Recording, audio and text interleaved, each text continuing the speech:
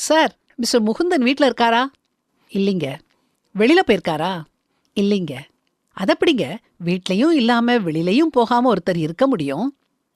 இருக்காரான்னு கேட்டப்பவே இல்லன்னுட்டேன். இருந்தா தானே வெளியில போக முடியும். இல்லாதவர் எப்படி போக முடியும்? வெளியில போனதுனால இல்லாம இருக்கலாம் இல்லையா? இல்லாததாலே வெளியில போகாம இருக்கலாம் இல்லையா? வெளியில போறதுக்கு முன்னால வீட்ல இருந்தாரா? வெளியில போனா தானே போறதுக்கு முன்னால இருந்தாரான்னு சொல்ல முடியும். அதான் போகலன்னுட்டனே. ரொம்ப குழப்புறீங்க. இது முகுந்தன் சார் வீடு தானே?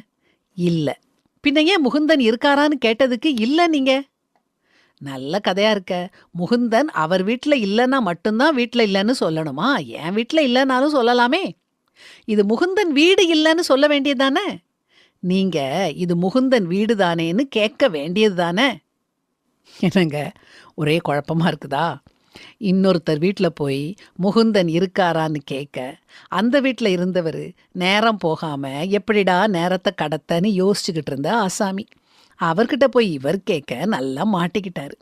சில பேர் இப்படி வம்பா பேசியே காலத்த கழிப்பாங்க. முகுந்தன் சார் வீடு அடுத்த வீடுன்னு பதில் சொல்லியிருந்தா இவ்வளவு தூரம் பேச்சு வளர்ந்திருக்காது. நேரமும் விரயமாயிருக்காது. இப்படி வீணான பேச்சுக்களை பேசி திரியறவங்கள விட்டு நாம விலகணும். சீர்கேடான வீண் பேச்சுகளுக்கு விலகி இரு அப்படின்னு வேதாகமமும் நமக்கு கற்றுக் கொடுக்குது.